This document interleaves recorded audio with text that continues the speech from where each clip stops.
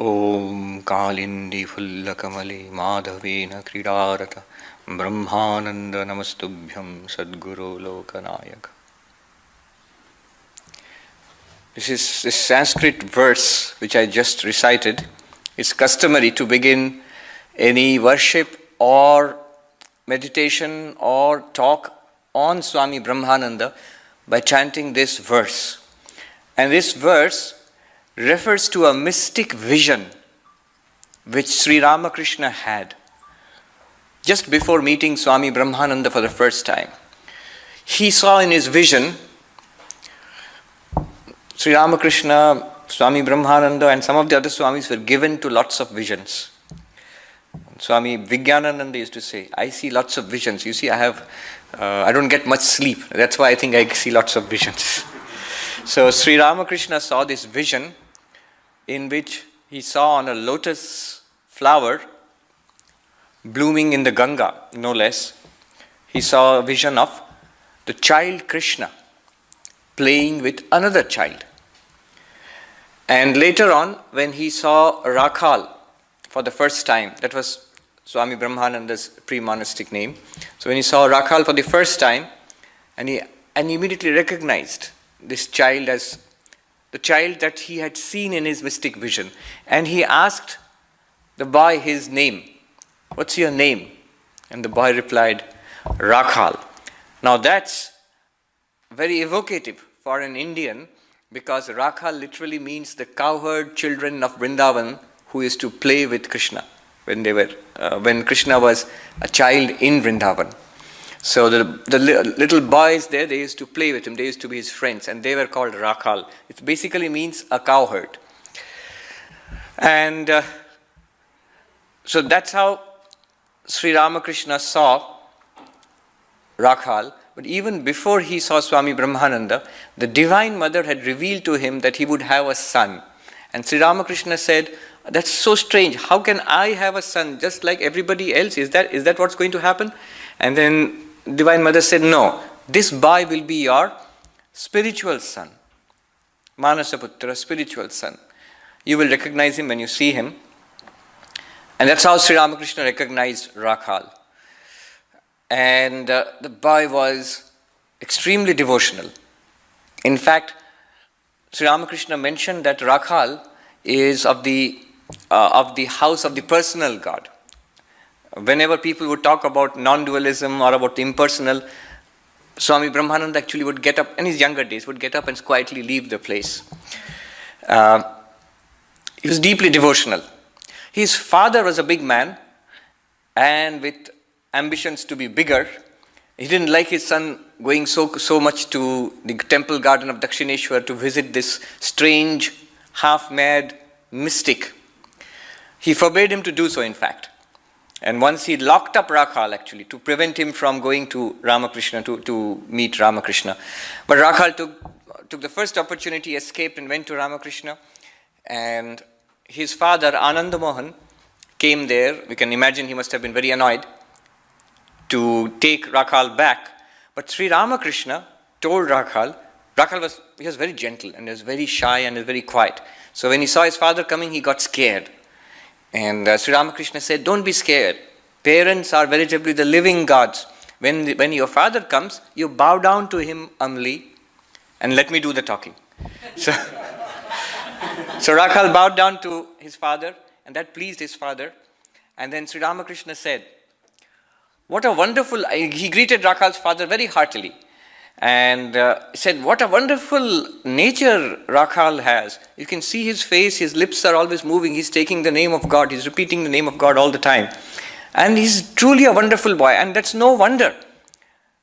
One can, just by seeing him, one can know what kind of father he has got. So he comes from such a wonderful father. No wonder he's such a good boy. That pleased Rakhal's father and disarmed his objections to Rakhal's visiting Sri Ramakrishna. And what pleased him even more is that Rakhal's father saw quite a number of rich and powerful people who were visiting Ramakrishna.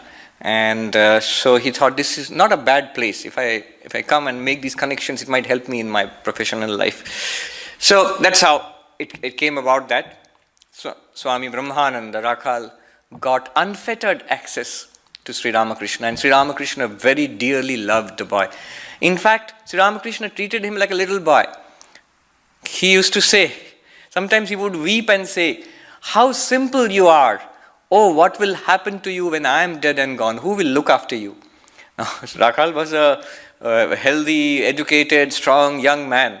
So I don't think he really needed looking after. In fact, he was the one who looked after our enormous organization in its initial days. But Sri Ramakrishna had that paternal, almost maternal affection for Rakhal. One day, Rakhal just happened to mention that he is a little hungry, casually. And Sri Ramakrishna got so worried about it. Now, in his very strange way, he went straight to the bank of the Ganges and he started shouting, "Oh, Gaurdasi, my Rakhal is hungry. Come quickly and bring food."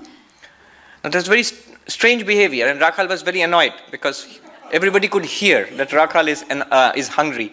But strangely enough, just a little while later, a boat came to Dakshineshwar with Balaram Babu and Gaurima, and they had bought lots of sweets. That was a coincidence, or maybe not. Anyhow, Sri Ramakrishna called Rakhal, "See, Rakhal, Gaurdashi has come with sweets for you. Come and eat." And Rakhal, of course, was very annoyed. Said, "Do you have to shout about it like that? Why do you have to go and tell everybody?" Sri Ramakrishna said, "You are hungry. I just said that you are hungry. What's wrong in it?" So it was like that. Narendranath, Swami Vivekananda, and Rakhal, they were the best of friends. All throughout their lives, they were the best of friends. But Narendranath was like the sun, blazing, bright, scorching. Rakhal, Swami Brahmananda, was like the moon, gentle and luminous, somebody said, like the gentle dewdrops which makes the flowers bloom early in the morning. Rakhal's spirituality was like that. He would make the hearts of people bloom, just find God in their hearts just by his presence. But Narendranath and Rakhal at that time, they were young men and members of Brahmo Samaj, which was a reform Hindu movement. And one of the things they did was that you shouldn't go and bow down to images. That's one of the things that they had at that time. Brahmo Samaj is not doing too well these days. I think partly due to Ramakrishna maybe. The image worship is back with a vengeance all throughout Hinduism, not only in Hinduism, all over the world I can see that. Anyway, when Rakhal started going to the Kali temple following Ramakrishna, Narendranath took exception to it. He took Rakhal aside and scolded him. "Haven't you promised not to go and bow down to an image, and here you are going to the Kali temple in Dakshineshwar and bowing down to an image?" Now Rakhal, he couldn't say anything. He was very gentle. He just started avoiding Narendranath. Didn't want to come face to face with him. And Sri Ramakrishna saw that and he scolded Narendranath. He said, "Why are you fighting against Rakhal? Can everybody realize the formless God? Can everybody be a non-dualist at the very beginning? That is his nature. Don't disturb him." And after that, Swami Vivekananda actually never did protest against Rakhal's going to the temple. And very soon, Narendranath himself was going to the temple and bowing down before Mother Kali. But that's another story. He came from a rich family, an aristocratic family. So when Sri Ramakrishna asked him to massage his feet, that's one thing that Sri Ramakrishna used to do sometimes. That's how actually he would transmit power sometimes to his disciples and give his blessings. Make them do a little bit of service to him and they would get these blessings. Rakhal hesitated. And Sri Ramakrishna said, no, go and do this. Massage my feet. You see, if you worship, if you serve a sadhu, you get immediate results, visible results. And Rakhal, when he started massaging Sri Ramakrishna's feet, he had the vision of Divine Mother as a little girl of 8 or 9 years old, circling around the bed of Sri Ramakrishna and then disappearing into the body of Sri Ramakrishna. It was such a stunning vision that Rakhal was awestruck. And Sri Ramakrishna just smiled and he said, "Didn't I say you will get visible results?" One day, when Rakhal was massaging Sri Ramakrishna's body with oil, he asked for a very high spiritual experience. Sri Ramakrishna, instead of, at first ignored him and then scolded him sharply. And Rakhal, it's just like a very dear child who has never been scolded by a parent. So it's a terrible shock. And Rakhal was upset, angry, sullen, and he actually, like a little boy, he threw the cup, the bottle of oil on the ground and stormed out, vowing never to return. But hardly had walked a few paces outside the temple compound towards the gate, he found his feet were getting heavier. He could not put one step after the other, and he actually sat down on the dirt ground. And then Sri Ramakrishna sent somebody to fetch him back. And Sri Ramakrishna said, where will you go? I have drawn a circle around this place. You cannot leave.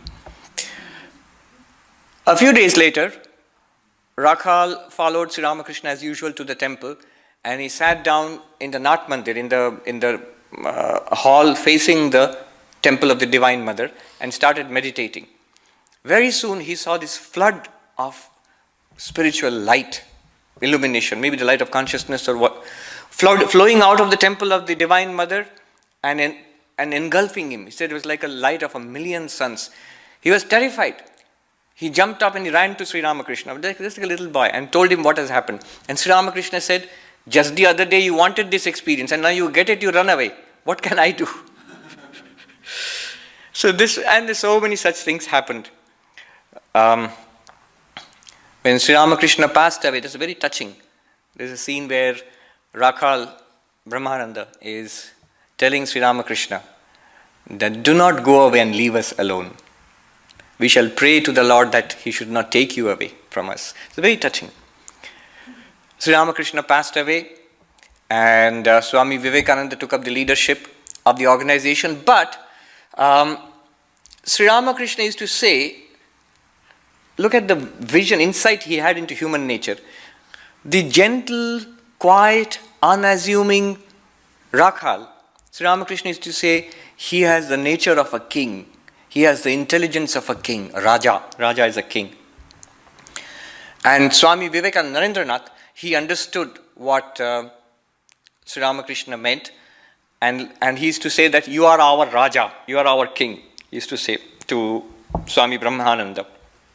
And in fact, in our order, in our tradition, Swami Brahmananda is called Raja Maharaj. It's called Raja Maharaj. I remember two interesting incidents. One, a recording of Swami Nirvanananda's talk, old tape recording. Swami Nirvanananda was the sevak of Swami Brahmananda, his personal assistant till the very last day of Swami Brahmananda. Swami Brahmananda, before passing away, blessed everybody all around him. And he blessed Nirvanananda by saying that you will attain Brahmajnana, enlightenment in this life. Anyhow, Swami Nirvanananda later was the vice president of the Ramakrishna order, and he visited Hollywood, he visited Santa Barbara and all these centers here with Swami Madhavanandaji. Anyhow, I heard a recording where Swami Nirvanananda is talking about Swami Brahmananda, and he had a very unique way of referring to him. He used to say Rakhal Raja. We say Raja Maharaj, some say Swami Brahmananda. Swami Nirvanananda used to say Rakhal Raja, the king of the cowherds of Vrindavan, our Rakhal Raja, Amadir Rakhal Raja. Rakhal Raja used to say this. This is one thing about him being called Raja. The other thing is, I have myself seen a brahmachari about to join the order. His nickname was Raja. And immediately the monks of the order told him, don't ever reveal that to anybody. There is only one Raja Maharaj in our order. And there will always be, there's only one Raja Maharaj. So that's why he's not only called Raja, when the time came, Narendranath made him the president of the order. He made Swami Brahmananda the president of the order. They had a wonderful relationship, the two of them. Once, sometimes Narendranath, Swami Vivekananda would scold everybody, including Swami Brahmananda.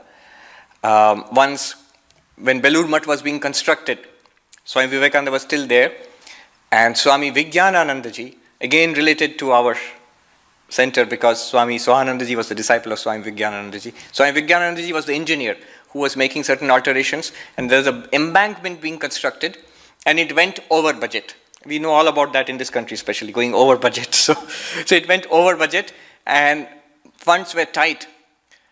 Nobody dared to tell Swami Vivekananda. Swami Brahmananda took the responsibility. He said, okay, I'll deal with this. When Swami Vivekananda found out, he was furious. He called Brahmananda and scolded him mercilessly. Swami Brahmananda burst into tears and ran to his room. At which Swami Vivekananda burst into tears, and he came and held Swami Brahmananda and said, "Our master loved you so much. You were like a child, he loved you like a child, and I have abused you, insulted you. I don't deserve to live here. I shall go away from this place." And so that was the kind of love they had for each other. Of course, Swami Brahmananda again embraced Swami Vivekananda. And then Swami Vivekananda himself passed away.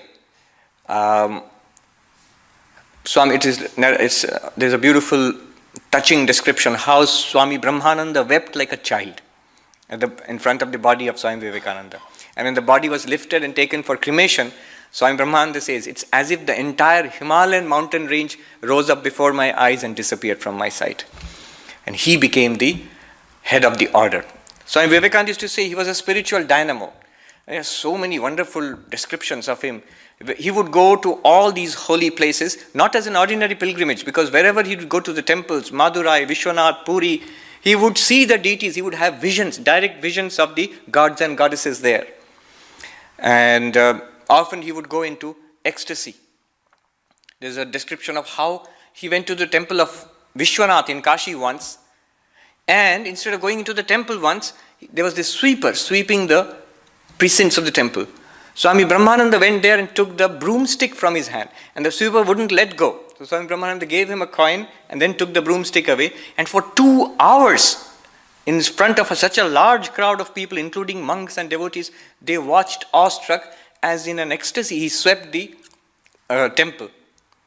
And he said later, I got such a divine joy out of it, more than actually having the vision of the deity. And there are so many such incidents. Every place he went to, he had a vision of the presiding deity there. Once he was in the south, in Madras, then in Bangalore. Sister Deva, in Arati, Sister Devamata records this in our Madras, Ramakrishna Math Madras. During the Arati, he was sitting at the back and he went into an ecstasy. He was sitting in a meditation posture, went into ecstasy. Nobody noticed until Sashi Maharaj, Swami Ramakrishnanandaji noticed this. And he pointed out to Swami Brahmananda, who was lost to the world, a faint smile on his lips just after Arati. And when others looked at him, the description is so vivid, when others turned around and looked at him, their minds rose to a very high plane. Sister Devamata records how a boy who was crossing the temple at that time stopped, fixed like a picture, like a statue. He couldn't move. It became like a picture. For half an hour, people did not move. They just sat like, it was not even still, more still than being still, like a picture. Until Swami Brahmananda came out of it. So, they had this power. Swami Vivekananda, we know that remarkable incident in the courtyard in Belur Math, when he's talking about experience of Brahman everywhere. And his disciples are around him. And Swami Vivekananda said, see God right here. Here is Brahman in front of your eyes. And their minds went into some realm. They just stood stunned. And the more advanced they were, the effect was more radical. Swami Premananda was going with the plate for puja. He was just passing by when he overheard that. See Brahman right here. At that moment, he went into samadhi, standing there with the puja, one foot stepping ahead with that, and stood like that. And for a long time, there was no sound in that courtyard. Somebody sitting, somebody standing, stock still, until Swami Vivekananda said to Premananda, Baburam, you can go now. Go. And then Premananda started walking. There were so many such examples. Swami Brahmananda himself was the president of the order. And it was a great task. He actually delegated work to Premananda to run the Belur Math, and Swami Sharadananda, the general secretary of the order, to run the whole order. And it was a great difficulty to bring him to these board meetings, the trust meetings of the trustees. So once I think Swami Shuddhananda, somebody asked him, Maharaj, why do you make such a fuss about attending the trustee meetings, the board meetings? And then he said, what can I do? The world seems like a shadow to me. It's difficult for me to think about these things. And he would find it very difficult to sign resolutions would be taken to the board, and he would have, as the president, he would have to sign this, and he would keep telling Swami Shuddhananda and others who would come with the resolutions, not today, I don't feel well, you'll come tomorrow, I'll sign it tomorrow, and if you postpone it. And it was so strange, until one day Shuddhanandaji, I think it was Shuddhanandaji who asked him, what's so difficult about signing it? Why don't you just sign it? And he said, I want to sign it, I can't remember my name. There's a graphic description of one of the board meetings, incredible board meeting. Swami Brahmananda is there, Swami Saradananda is there, all the direct disciples who were the trustees and members of the board, and in Belur Math, in the courtyard. And they said, where is Swami Premananda? He was upstairs in the temple, in the old temple in Belur Math, meditating. So somebody asked, bring him down. So Swami Saradananda went upstairs and he saw Swami Premananda in deep meditation. Now, Premananda was slightly built and Saradananda was a huge man. So Saradananda bent down, caught hold of Premananda and picked him up in meditation and brought him down. And when he brought him down, in the midst of the other monks, including Brahmananda, Shivananda, I think Turyananda also was probably, Subodhananda was there. Premananda landed lightly on his feet, went into an ecstasy and started dancing. And around him, and Swami Brahmananda went into an ecstasy, Swami Shivananda went into an ecstasy, and they started playing this khol. And the other monks gathered around to see this divine sight, and the whole board meeting dissolved into singing and dancing. And that was the end of the board meeting. But Swami Brahmananda had an eye on administration. Not only Belur Math, everywhere. So many things, traditions which we have, the Ramnam which we had today, was introduced by Swami Brahmananda. Even the Nagalingam flowers you see in Belur Math, they were introduced by Swami Brahmananda. Some items of diet, some certain South Indian dishes he liked, which he bought and made part of the Belur Math routine. And so many things, so many adjustments he made to the whole order, started so many centers, Bhuvaneshwar for example. Once there was a dispute among the two ashrams, Home of Service and Advaita Ashram in Kashi, Benares. And Swami Brahmananda, and nobody could resolve it. Even Turyanandaji and Saradanji couldn't resolve the problem. Swami Brahmananda said, don't do anything, I'm coming. When the people who were fighting among each other, quarreling, some new novices, monastic novices, they heard the president of the order is coming, they were scared. Because they thought they might be punished, or there'll be meetings, and there'll be a show cause. And nothing happened. He came and he did not say anything about the quarrel. He just said, in the morning you come and meditate in front of me. In the evening we will sing devotional songs, meditation, and there'll be question answers. 1 day, 2 days, 3 days. Within a week, a fortnight, all the quarrels disappeared. Everybody's mind rose to such a level that all those little issues, one of the ringleaders, one of the most quarrelsome monks actually, he went away to the Himalayas to spend his days in meditation. So things like that happened around him. Funny things happened too. Everybody liked it so much sitting near him. One day in Kashi they have a system, the monastic community. They have feasts, they are called Sadhu Bhandara. So everywhere they will go around inviting to all the ashrams that on such and such date there will be a feast for monks in such ashram, and you are to send 5 representatives or 10 representatives or so many people from your ashram. And one day there was such a feast in another ashram, but nobody was willing to go because Swami Brahmananda is there, and the head of the ashram was embarrassed. So he told Swami Brahmananda, what can we do? There's an invitation, but none of them want to go, or they all want to sit in front of you and meditate. So Swami Brahmananda said, all right, let them come. And there's so many monks. There's an account, there were nearly 50 monks and brahmacharis at that time who came there. He called them all. When they came for meditation, he said, you'll stand in a queue. So they stood in a queue. They thought, what's going on? It's funny. They stood in a queue, and then Swami Brahmananda said, now stand to attention. So they stood to attention. About turn.